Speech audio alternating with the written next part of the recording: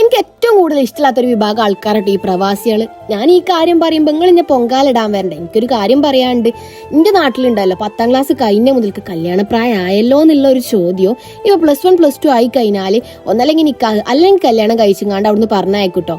അപ്പോൾ എനിക്ക് +2 ആയ ടൈമിൽ എനിക്ക് കല്യാണാലോചന വരും. അപ്പം ഞാൻ കല്യാണത്തിന് എനിക്കിപ്പോൾ പ്ലാൻ ഒന്നുമില്ല, ഞാൻ കുറച്ച് കഴിഞ്ഞിട്ടേ കെട്ടുള്ളൂ. ഇനിയിപ്പോൾ അഥവാ ഞാൻ കെട്ടുകയാണെന്നുണ്ടെങ്കിൽ ഒരിക്കലും ഒരു പ്രവാസിനെ കെട്ടൂല എന്നുള്ള തീരുമാനം ഞാൻ എടുത്തിന് കേട്ടോ.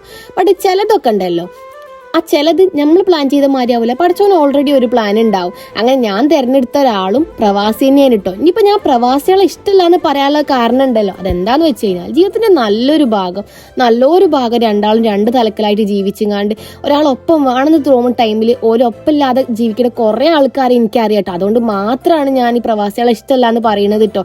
ഇനിയിപ്പോൾ നമ്മൾ എത്രയൊക്കെ പ്ലാൻഡ് ആണെന്നുണ്ടെങ്കിലും എത്രയൊക്കെ സ്ട്രോങ് ആയിട്ട് നിൽക്കണം എന്ന് തീരുമാനിച്ചാലും കഴിയാത്തൊരു സ്ഥലമുണ്ട്. അത് ഈ നമ്മൾ എയർപോർട്ടിന്റെ ഉള്ളിൽ കയറിയിട്ടുള്ള ഈ ഒരു പ്ലേസ് ആണ് കേട്ടോ. അത് ഓരോ പ്രവാസിക്കും ഓൻ്റെ പെണ്ണുങ്ങൾക്കും നല്ലപോലെ അറിയണുണ്ടാവും കേട്ടോ. ഇനിയിപ്പോൾ നമ്മൾ ഇത്രയൊക്കെ സഹിച്ച് രണ്ടാളും രണ്ട് തലക്കൽ നിന്നുകാണ്ട് അനുഭവിക്കുന്ന ടൈമിൽ നമ്മളെ വീട്ടിൽ കുടുംബക്കാർ കുറച്ച് ആൾക്കാരും കുറച്ച് നാട്ടുകാരും പറയുന്ന ഒരു കാര്യമുണ്ട്, ഓക്കെന്താ പൈസക്ക് പ്രശ്നം, ഓളൊരു ഗൾഫുകാരൻ്റെ പെണ്ണുങ്ങളല്ലേ, ഓക്ക് പൈസക്കൊന്നും പ്രശ്നം ഉണ്ടാവില്ലല്ലോ എന്നുള്ളത് കേട്ടോ. ഇങ്ങനെ പറയണത് ശരിയാണോ നിങ്ങൾക്ക് തോന്നുന്നുണ്ടോ? അപ്പോൾ ഗൈസ്, ഇന്നത്തെ വീഡിയോ എത്തുന്നുള്ളൂ. വേറെ വീഡിയോ ആയിട്ട് പിന്നെ വരുന്നവരിക്കും ടാറ്റാ ബൈ ബൈ.